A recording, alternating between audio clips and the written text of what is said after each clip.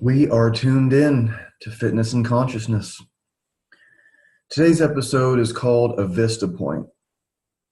It's a reference to a video game that my daughter used to play called Portal Runner. And it's a game where this girl, Vicky, she has a lion that she rides around on, and they have these adventures and challenges, and she has a bow and arrow, and it was a game that my daughter really liked, and we'd play it. It was pretty cool. And she would get to this part where it'd be like, and it would say like a Vista Point. And so it's just a chance to like take a breather from all the action and just take a look around and see where you are, see where you came from, see where you're going.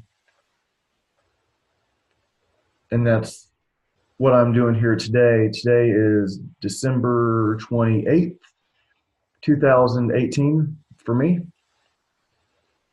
And you'll be listening to this at whatever other date that it happens to be, but it's getting towards the end of the year. I'm looking at my goals. I'm looking at where I am now and what this year has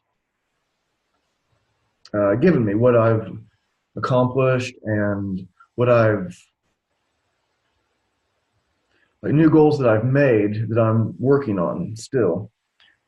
So with the podcast, it started in February. Today is this episode is, I think, episode 81. I've had so many awesome guests, and when I started the podcast in February, if you showed me my guest list as of now back then, like, yeah, these are the people that are going to be on the show, I'd be probably quite overwhelmed and blown away. And it's really humbling and exciting to have. I've had some of the biggest names in the fitness business and a lot of people that maybe you haven't heard of that have these great stories to tell. From the beginning, of course, I want famous people on that have a lot of followers. That helps to grow the show, and it's cool to hear their stories. Where it's inspiring where they came from, and there's a reason why some of them are so popular.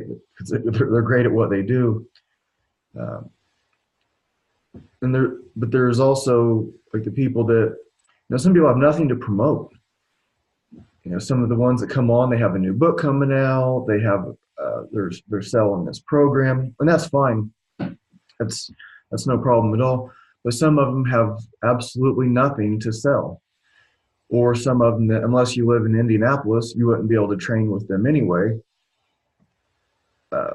So they're not on here to sell stuff. They're on here to express themselves and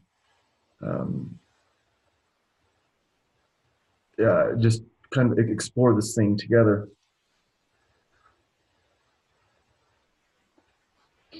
Somewhat recently, I started doing more shows by myself. One of my goals is to express myself better and get more out of my thinking. And Jordan Peterson says that we think by talking. I really understand what he means by that. It's one thing to sit quietly and think through things, and it's another thing to talk through things with someone. How do we do that? And can you really express yourself completely? I would say no. But how close can we get? And how much can we just intuit? How can we just feel what the other person is saying? Some things are going unsaid. There's not really the best word for this. Maybe there's a good word in Sanskrit for it, but we don't know that word. Or maybe there's a good word in Spanish or French. Maybe there's a German phrase that's just right. Don't speak German. how would we get to it? Those these things that I'm thinking about, and it's just this act of expressing my thoughts as they're coming out, or as they're coming to my mind, thinking them through. So, looking back at the show, I'm very proud, and I'm also a bit critical of how some of my shows have been.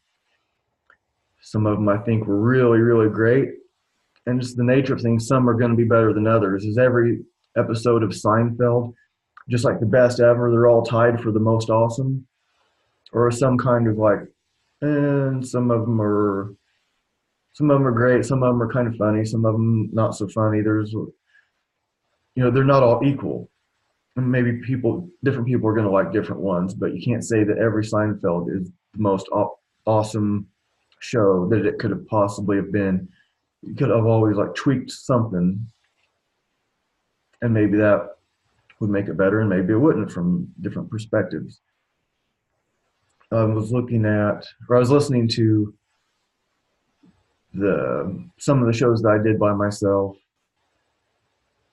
so I'm hearing what I would change. I'm not super critical, but I do want to improve, and I have a lot of study materials that I have gotten from the library, and I study a lot of podcasters that, well, I won't say a lot really, but a few especially, and see how they do their thing. And I'm not trying to be like them.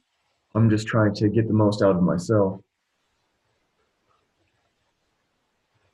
my own way. If you listen to the show, then, which you obviously are now, you know that I read some poems and songs, and some of them are really old. I have uh, several I think that I'll be sharing today. I spent some time, I've been kind of playing the show for like several days, but I went through a bunch of books. I started off with like a stack of 20 books and kind of whittled my way down to five. Uh, this one is from the spiritual teachings of Ralph Waldo Emerson. Each man, well, I'll start a little earlier. Emerson defined heaven as the state in which the individual existed on earth doing the right work according to universal law. Each man has his own vocation. The talent is the call. There is one direction in which all space is open to him. He has faculties silently inviting him thither to endless exertion. He is like a ship in a river. He runs against obstructions on every side but one.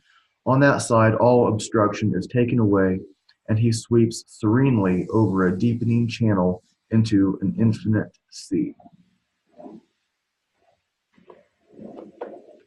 Part of what I was thinking of is, we have only so much creative potential. So I like to, my passion is the fitness, teaching people, and I like to play guitar. But I could become a lot better at soccer. So what if I devoted just a half hour a day to my soccer skills? I could get quite a bit better, and basketball too. So maybe I'll devote another half hour a day to basketball. And football, I should devote another half hour a day to football. Polo, yeah, polo. Water polo too. I should, you know, really I don't want to play any of those sports, but there was a time when I did want to be a professional basketball player or baseball player. And there's a lot of interest that I have, and we get so much of this creative energy. So what do we devote our time to? What are we like supposed to do? I don't feel like I'm supposed to be a professional basketball player. Maybe it was a possibility earlier if I tried hard enough. My mom gave me recently a stack of a couple big bags of pictures, and I have a ton of pictures. There were a couple of them that really stuck out. And one of them was is a picture of me. I was probably about 11 years old, and I was dunking like Jordan. So like legs spread, one arm out, jumping from however far away I was, and dunking the basketball. She made a basketball court in the backyard for me.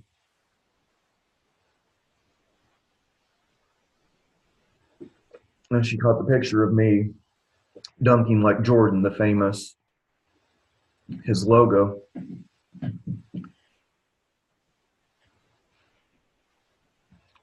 I when I made my,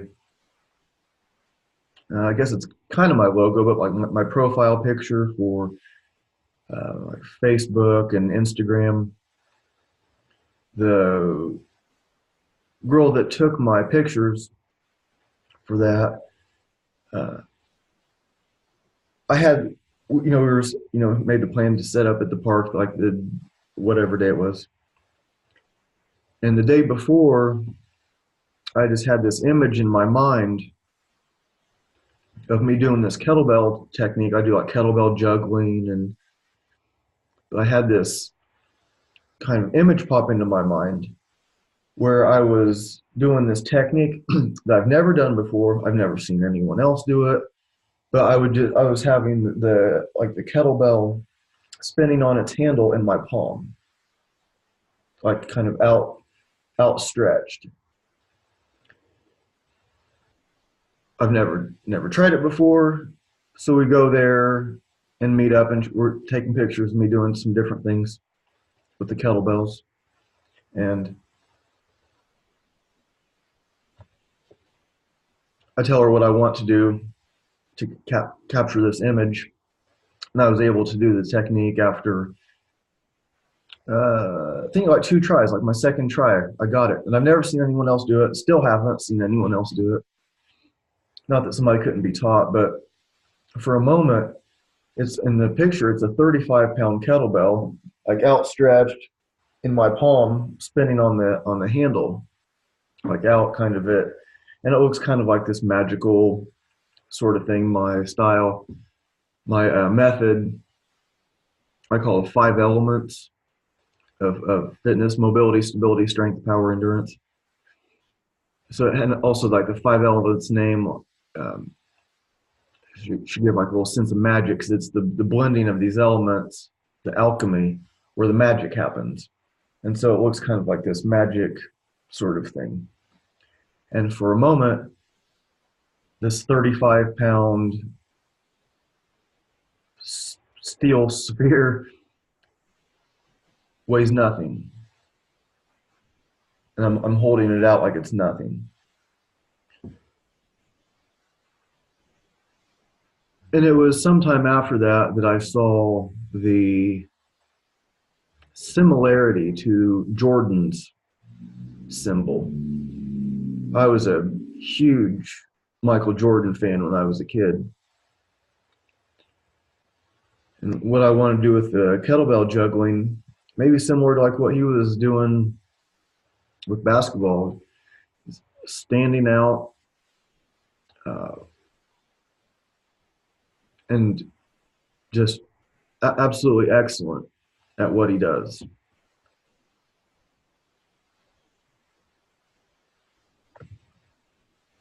So as I look ahead, from this Vista Point of today, then the year is about to end. We have the new year coming. I look at what I'm doing, like with my business, and I see the changes that I've made over the last year. It was last December that I stopped driving a cab. My girlfriend at the time was She knew I hated it, and it was hard for me to make money at it because of my time that I was spending training people. Because like the cab, I paid a lease, so I'd have to make my lease money first, and then I was making profit. And as long as you work enough, then you make money. But my time was spent at training people, classes, and clients, and so it was this tough spot. So she really encouraged me to just get out of it. And it was something I was doing for 7 years. So it got like stuck in this rut. And I was almost like afraid to try something else because even though it was no longer working for me. So when you drive a cab, it was an independent. So I could take off whenever I wanted to. I could work whatever hours I wanted, but there were no paid days off. And if I had the cab and I wanted to take the day off, fine, but I have to pay the cab lease, which was $85 a day. So if you want to take a day off, sure, it's going to cost you $85 to take a day off. Then in May of this year, I started working what I call my job, my current job. And work on this machine, and I really have this appreciation for it. There may be like a little bit of like resentment sometimes also.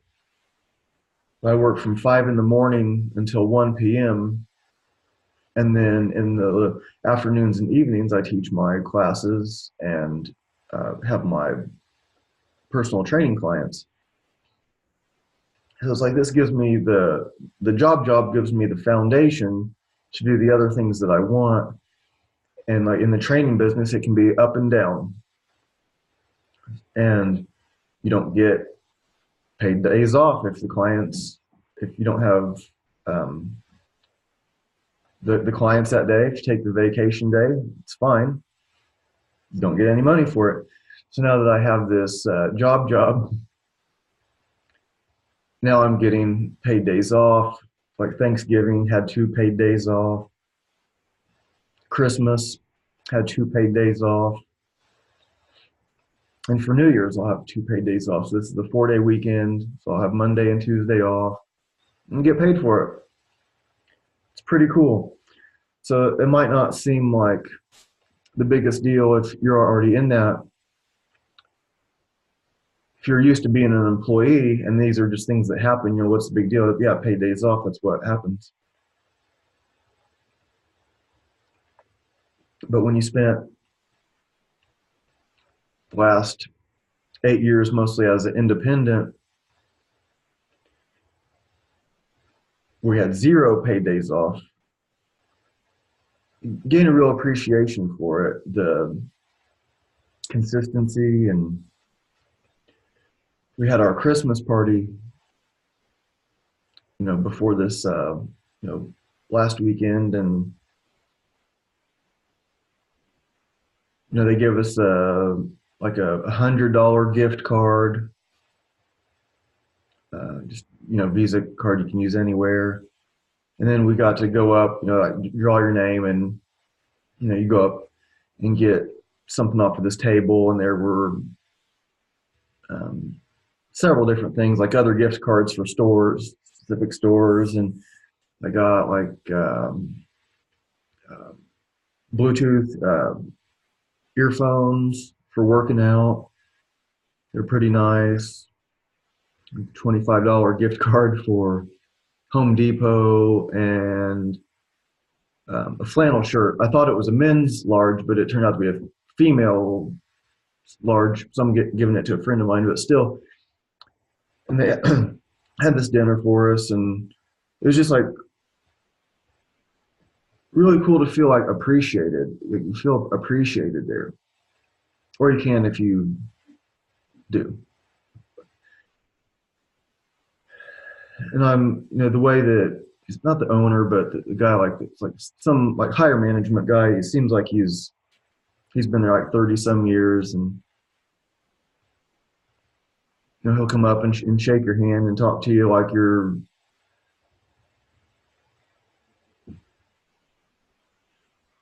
like you're a real asset to him, like you're and equal. Like when I've met him or talked to him just a couple of short times, he's asked me like what else I do. So I told him about training, and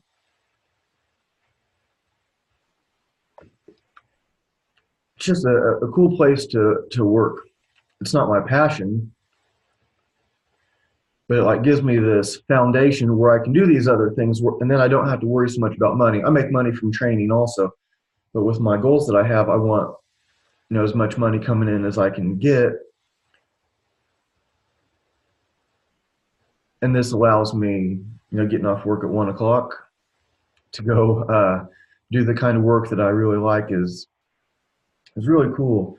So there's something about one of the things I was wanting to get across is like the comfort from the discomfort.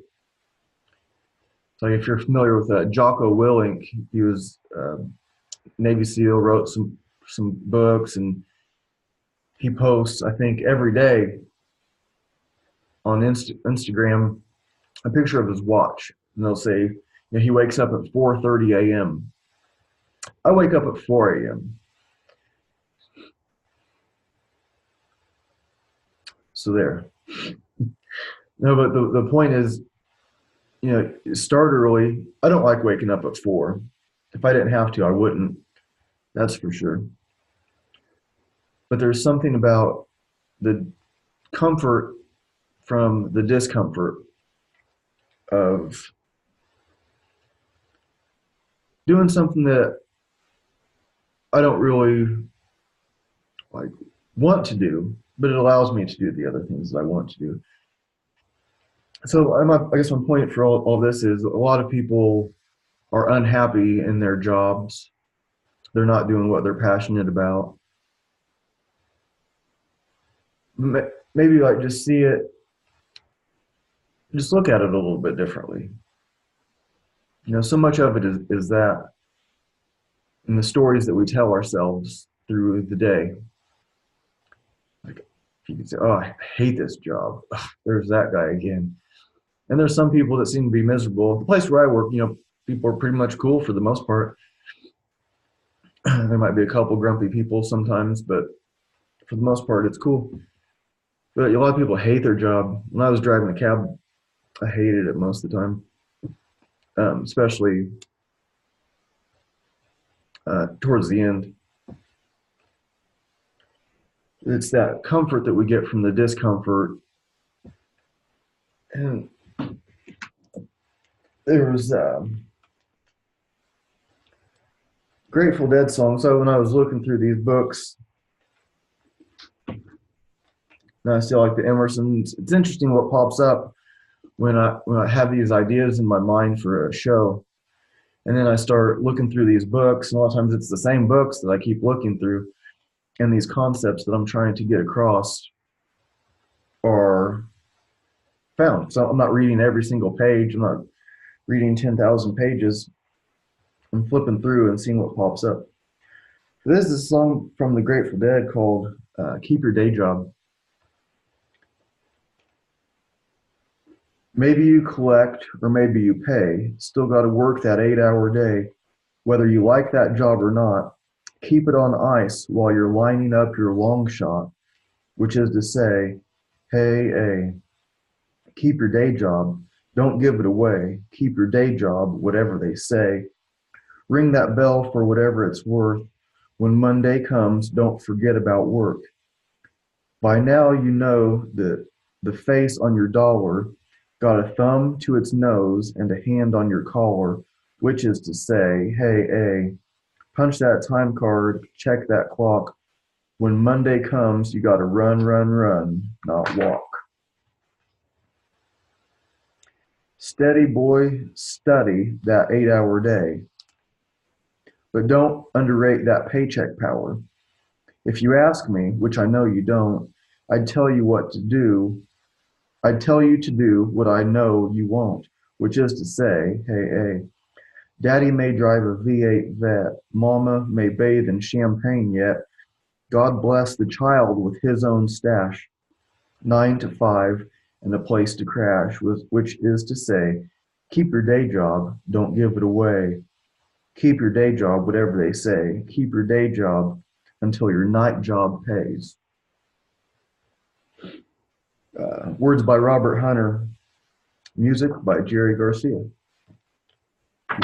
He didn't. I wish I could play some of these songs. I don't know how much it costs to get the rights to them, but it's um, going to be more than I'm going to want to spend, I think. Yeah. I would like to do like some, I do it in a way, but it's more like a music appreciation. When I teach my classes, my strength conditioning classes, I'm playing a lot of what I call conscious music. There's Grateful Dead and Pink Floyd and Sanskrit mantras and African music, tribal, Native American tribal music, and it's all kinds of really cool music from around the world. And I try to expose people to that.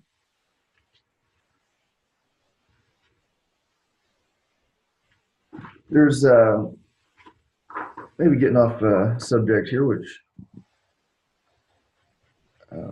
might be the good thing to do because I'll be moving on to some other. It's all kind of related, but other subjects. Here's another song by the Grateful Dead. It's called Shakedown Street. You tell me this town ain't got no heart. Well, well, well, you can never tell. The sunny side of the street is dark. Well, well, well, you can never tell. Maybe that's 'cause it's midnight and the dark of the moon besides. Or maybe the dark is in your eyes. Maybe the dark is in your eyes. Maybe the dark is in your eyes. You know you got such dark eyes. Nothing shaking on Shakedown Street. Used to be the heart of town. Don't tell me this town ain't got no heart. You just gotta poke around. You say you've seen this town clear through. Well, well, well, you can never tell. Nothing here that could interest you. Well, well, well, you can never tell. It's not because you missed out on the thing we had to start. Maybe you had too much too fast. Maybe you had too much too fast. Maybe you had too much too fast and just overplayed your part. Nothing shaking on Shakedown Street. Used to be the heart of town. Don't tell me this town ain't got no heart. You just gotta poke around. Since I'm passing your way today, well, well, well, you can never tell. I just stopped in 'cause I want to say, well, well, well, you can never tell. I recall your darkness when it crackled like a thunder cloud. Don't tell me this town ain't got no heart. Don't tell me this town ain't got no heart. Don't tell me this town ain't got no heart when I can hear it beat out loud. Nothing shaking on Shakedown Street. Used to be the heart of town. Don't tell me this town ain't got no heart. You just gotta poke around. Words by Robert Hunter. Music by Jerry Garcia.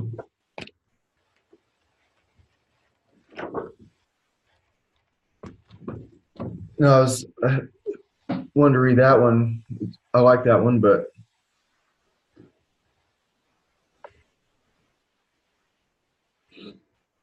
also it's kind of like how we look at things. The song speaks for itself. I won't analyze it too much. I'm going to read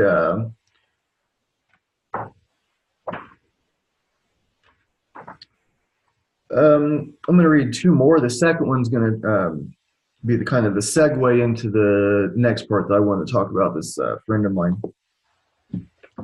This one's not the segue. It's whatever it is. This one's called "Eyes of the World," Grateful Dead song.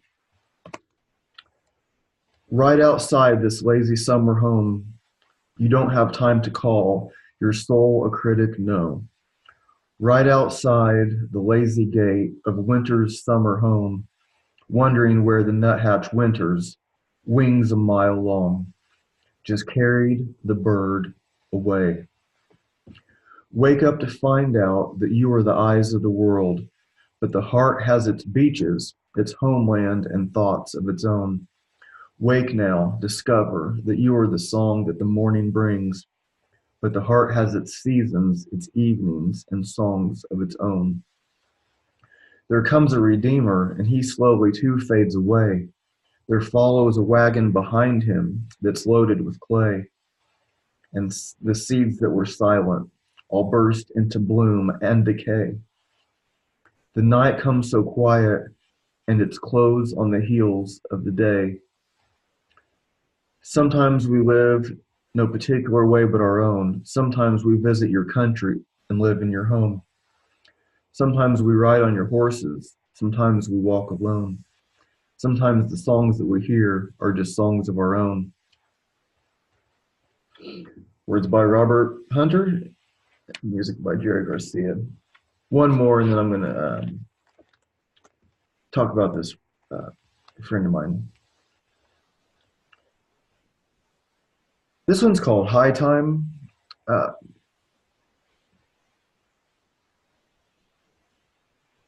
You told me goodbye. How was I to know? You didn't mean goodbye. You meant please, don't let me go. I was having a high time, living the good life. Well, I know. The wheels are muddy, got a ton of hay. Now listen here, baby, 'cause I mean what I say. I'm having a hard time, living the good life. Well, I know. I was losing time, I had nothing to do, no one to fight. I came to you. Wheels broke down, the leader won't draw. The line is busted, the last one I saw. Tomorrow come trouble, tomorrow come pain. Now don't think too hard, baby, 'cause you know what I'm saying. I could show you a high time, living the good life. Don't be that way. Nothing's for certain, it could always go wrong. Come in when it's raining, go out when it's gone. We could have us a high time, living the good life. Well, I know. Words by Robert Hunter, music by Jerry Garcia.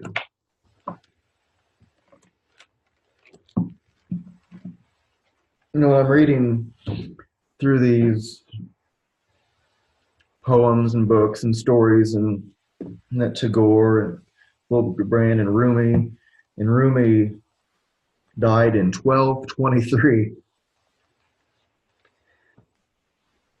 And like I have right here what he was writing. And I think the Grateful Dead holds up to any comparison, the greatness of their lyrics, music. Where was I?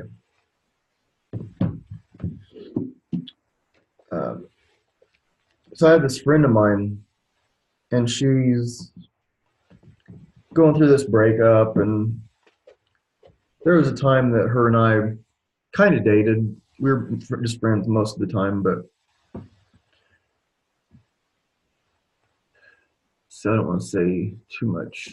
Well, her and I, you know, we talk, and she's been really down about this breakup that she's going through. Like this guy is really critical of her, and you know, he doesn't even like really seem like the kind of guy that she would like anyways, but she does. Some, you know, who knows why we like who we like sometimes. Sometimes it doesn't make sense. When she sent me a message, and I hated that I responded right away, but it was like, I'll call you in a couple hours because I was with clients. I'm going to be with clients for a while, but she was talking about,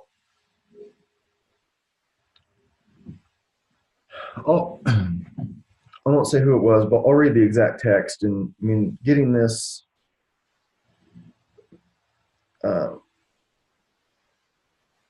message,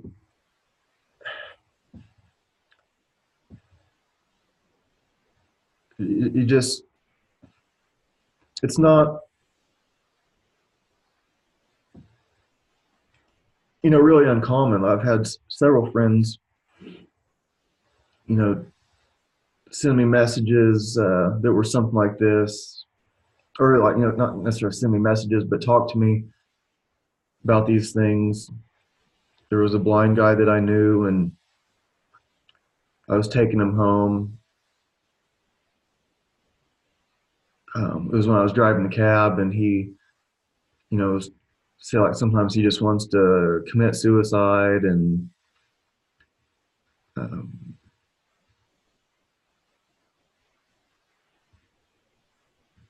I had another friend that he called me and he was really drunk, and he was asking me like what I would thought if he just like blew his brains out. And it's like trying to like talk to these people, and like what can I say, and to make sure I'm saying the right things, being honest, and talking them down and taking the time, not being like, oh well, I'll just talk about that later, I gotta go. Like, I remember that was kind of what I was thinking that when the one friend called me and he was talking about that, like, what would you think if I just blew my brains out? And it was like really late, and I was tired, and wanting to go to sleep, but you can't go to sleep like that. And so just kept talking until it wasn't like that anymore. So he was on a different trip, I guess. So I get this message. Um, Sometimes I feel no point in living. Sometimes I just want to die. I might as well. I feel dead inside. I wish I could turn off this feeling. I don't know how.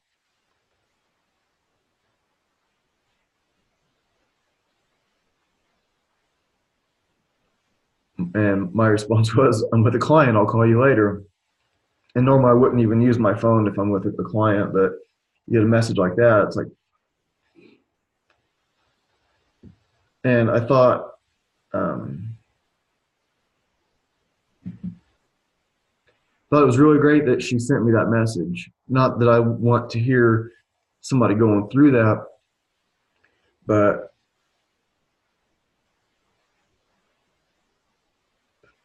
that she knew that she could trust me.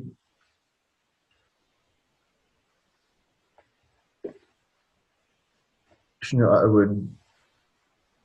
She knows I care, and I'll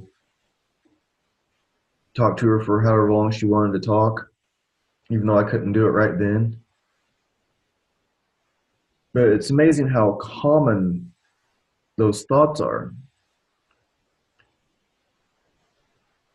And so when I was able to talk to her, end up like, she ends up, she like tore up about this guy and like where she is in her life and her career. And this guy wasn't nice to her about such things, not very understanding. It was like, well, I'd like you if you changed these things. So we'll be together, and I'm going to give you a hard time about those things. That's ridiculous. Like he doesn't have stuff to work on. Like Ram Dass has this cool quote: "We're all just walking each other home. Got to be easy on each other, easy on ourselves, easy on each other." This is from Khalil Gibran, the prophet. And a woman spoke, saying, "Tell us of pain." And he said, "Your pain is the breaking of the shell that encloses your understanding. Even as the stone of the fruit must break, that its heart may stand in the sun, so must you know pain. And could you keep your heart in wonder at the daily miracles of your life, your pain would not seem less wondrous than your joy. And you would accept the seasons of your heart, even as you have always accepted the seasons that pass over your fields. And you would watch with serenity through the winters of your grief. Much of your pain is self-chosen. It is the bitter potion by which the physician within you heals your sick self. Therefore, trust the physician and drink his remedy in silence and tranquility. For his hand, though heavy and hard, is guided by the tender hand of the unseen. And the cup he brings, though it burn your lips, has been fashioned of the clay which the potter has moistened with his own sacred tears.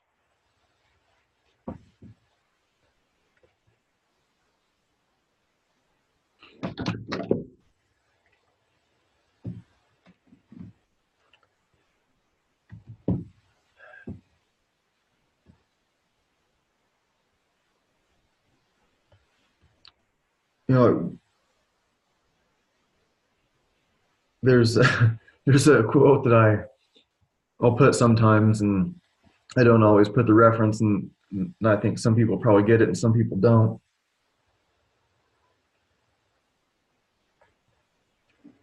But it's, my people have a saying, when we ask the Great Spirit for strength, he sends us difficulties which make us strong. John Redcorn. John Redcorn was the Native American on the cartoon King of the Hill. But I think it's a really good quote. And I don't know if it really comes from, I don't know where it comes from really. I usually just say it came from him. Good enough. We have these difficulties and these things that pop up in our path. Why is it so difficult? And why do people seem to have a lot harder time with some stuff than others? I was thinking of, just like these stories that we tell ourselves, and like when I was preparing for this show just a little bit ago, writing out the outline, I was listening to Russell Brand podcast, and he was with, I think her name is Candace Owens. I could be mistaken about that, but he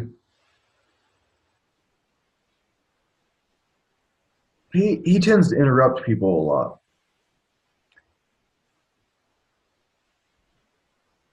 He has a lot to say, and he's brilliant. I don't agree with him on a lot of stuff, but I do think he's brilliant in the way that he expresses himself is interesting and insightful. But we have different views on. My point is, he was interrupting her a lot. She has, she's a guest on his show. She's in the middle of a sentence. She's in the middle of a paragraph. She's in the middle of a story, and he's interrupting because he wants to express himself and make some kind of point. And then, so then it becomes like arguing, and then it's, it gets louder, and they're talking over each other.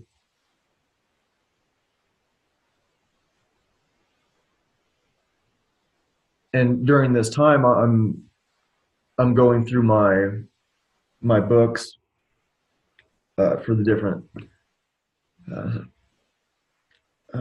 poems or songs that I wanted to read. So I have like this distraction. So I'm like listening for, maybe sometimes I'll watch something and it'll have, something like what I just happen to be pulling up these things that are relevant. I'm flipping through all these pages, and I just happen to be turning to the pages that are relevant to what I was wanting to talk about. And so it happens sometimes when I'm listening to something too. It'll have it was just like just distracting. It's hard to listen to. The bickering and the interrupting. But what I kind of got from that is, we're on these path, this path, each one our own, and we get these interruptions. We get injuries that can throw us off. We get some kind of illness, or maybe there's interruptions. I'm trying to save this much money per week, and I'm doing that, and it's going great. And then I have a car problem that cost me $800 and some dollars, and I have it. It's okay, but it throws off what I was trying to do uh, that much. But then it only just takes one step back. So now it's back to normal, or but prepared for that next distraction. But there's like the saying, like you can take 10 steps off the path, and it only takes one step to get back on it.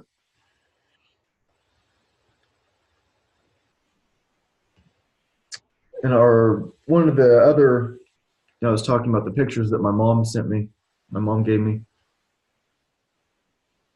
And another cool one was when my daughter was maybe like 2 or 3, maybe. She had this. My mom had like this like little kids like basketball goal,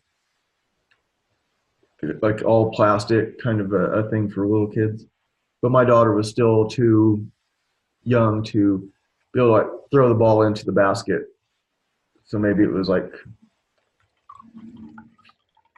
4 or 5 feet high, but still um, too high for her to really shoot a basket. And so the picture is me pulling the basket, pulling the goal down, and she's dunking it. So she still had to reach for the goal, but I was bringing it within her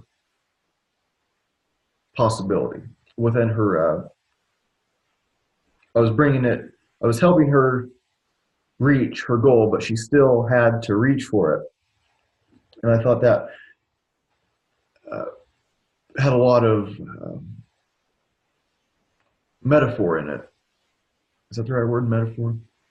It's like there's a whole story in it. So I didn't just take the ball from her and throw it in the goal. I could have done that. If the ball needs to go in the goal and through the hoop, I could have just taken it from her and thrown it in there myself. But that's crazy, right?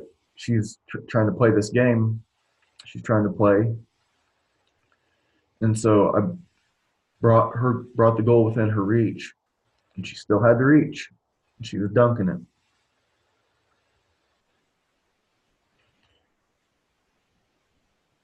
And I think a lot of times, as kids, even though I'm 39, still my dad died about 12 years ago, 13 years ago.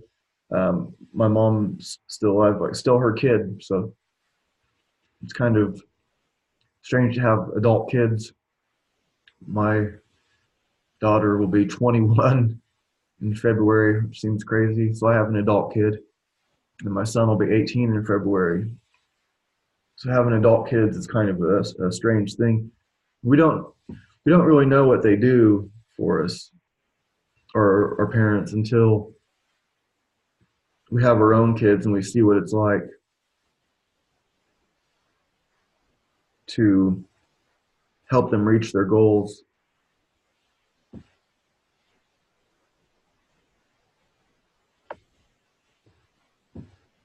And sometimes they don't do the things that we hope they would do, but that's part of becoming their own adult, becoming their own parent also.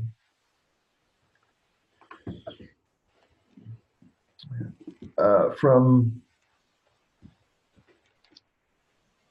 Rumi. I'm going to start to wrap it up. I have a couple more things that I was wanting to read. Sometimes I get a little carried away, picking out all these things, but there's so much good stuff.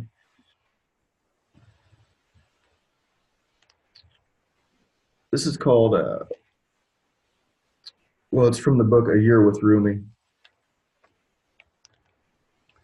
Some souls have gotten free of their bodies. Do you see them? Open your eyes for those who escape to meet with other escapees, whose hearts associate in a way they have of leaving their false selves to live a truer self. I don't mind if my companions wander away for a while. They will come back like a smiling drunk. Thirsty ones die of their thirst. A nightingale sometimes flies from a garden to sing in the forest.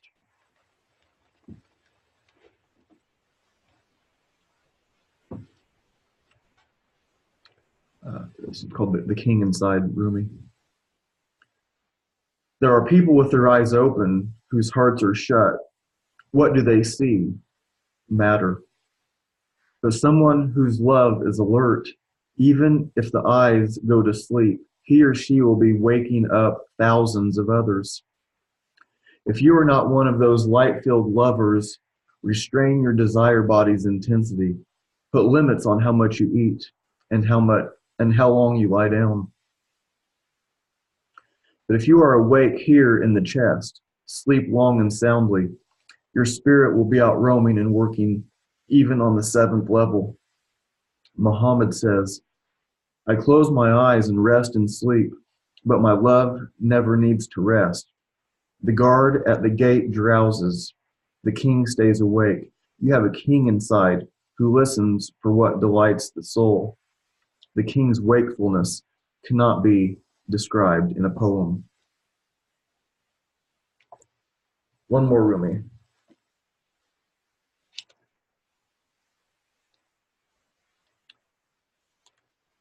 One transparent sky.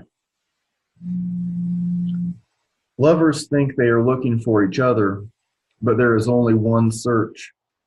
Wondering this world is wondering that, both inside one transparent sky. In here, there is no dogma and no heresy. The miracle of Jesus is himself, not what he said or did about the future. Forget the future. I would worship someone who could do that. On the way, you may want to look back or not. But if you can say, there is nothing ahead, there will be nothing there. Stretch your arms and take a hold. The cloth of your clothes with both hands. The cure for pain is in the pain. Good and bad are mixed. If you don't have both, you do not belong with us. When someone gets lost, is not here, he must be inside us. There is no place like that anywhere in the world.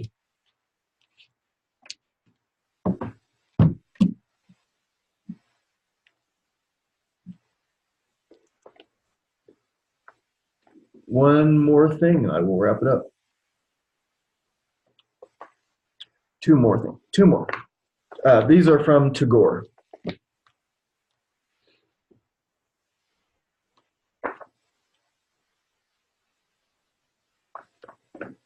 Unfathomable by Tagore. Do you fail to understand me? You view me plaintively, straining to fathom me, like the moon looking steadily at the depths of the sea. I haven't hidden anything from you. All I have is for you to view. Myself I have revealed. I am all before you on show. Is that why you won't understand me? If it were merely a gem, I'd cut it into pieces. Weaving the bits into a chain carefully, I'd place them on your neck lovingly. If it were merely a flower, beautiful and delicately shaped, blossoming at the break of day, swaying in the spring breeze, I'd pluck it from its stalk carefully and place it on your black tresses lovingly. But I spread before you, dear, my heart. Can its depths from its bank be kept apart? Too deep to fathom, too enigmatic a retreat.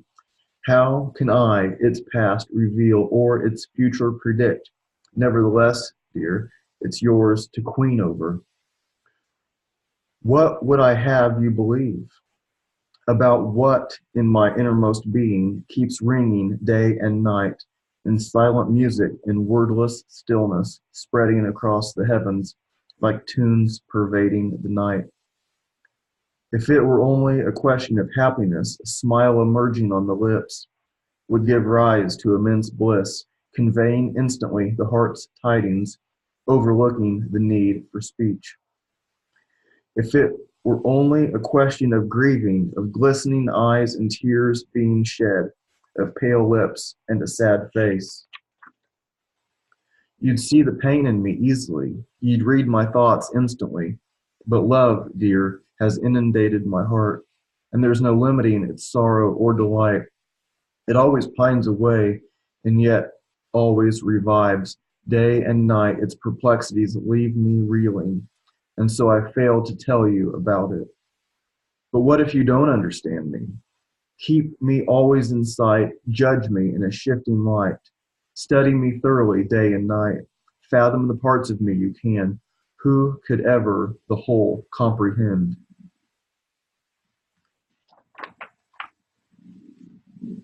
Last one, Songs of Nature. Still reading from Tagore.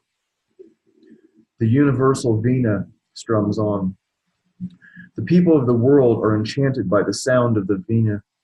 On land, water, skylines, forests, and groves, on mountains, caves, rivers, streams, and oceans, each day hums with sweet-sounding music.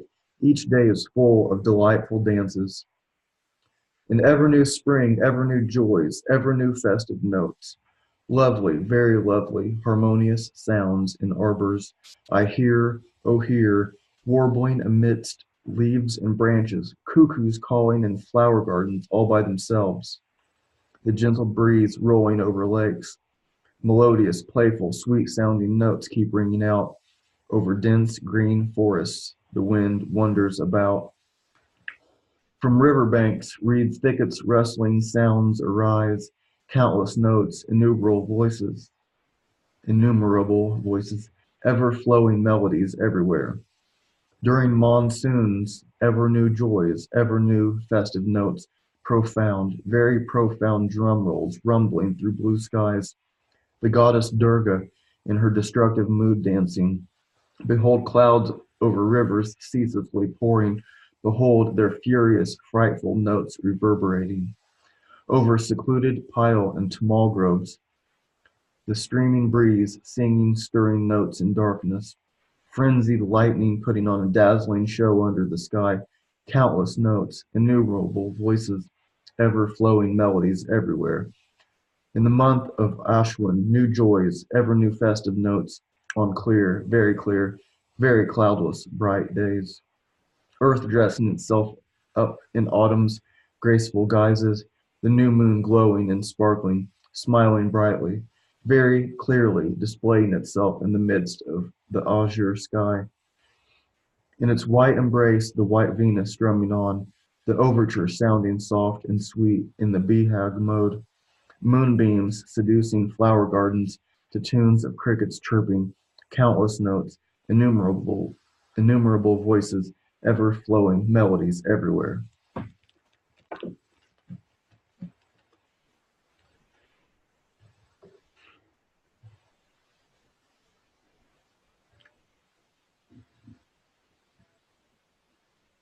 The Vista Point,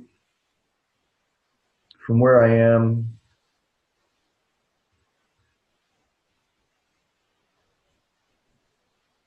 looking at the past year, New Year's coming up here soon, and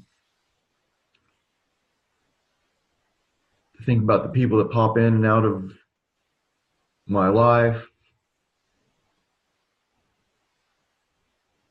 People seem to come along for a reason. People often seem to come along for a reason.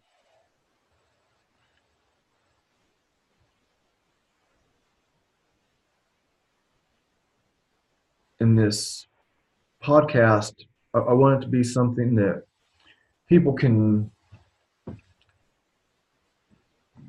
the idea is to kind of like stimulate thought and action is part of the description. I want to give people a platform to express themselves and a place for people to find new treasures in people. I mean, it's not just a show about fitness. You know, the fitness can mean mental fitness. Fitness can mean a lot of different things. And consciousness can cover almost anything also. So going forward, I have some good guests that I'm planning now, and I'll keep having amazing guests. I'll still do shows by myself, and I'm looking forward to seeing what's next. I've read that, I heard that like the 95% of podcasts end by their 13th episode.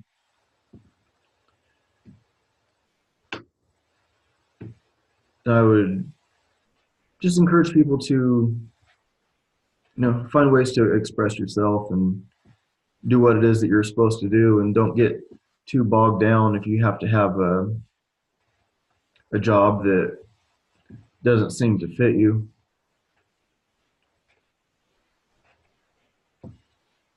You can always, as diverse as we got today, from the Grateful Dead to Rumi to Gore, Khalil Gibran, Ralph Waldo Emerson, they all had like these same sort of themes. So thanks everyone for tuning in. I appreciate people listening. You can support the show on Patreon or Podbean for as little as $1 per month. And it also helps just to hit subscribe, hit share, hit like. Those all those make a difference.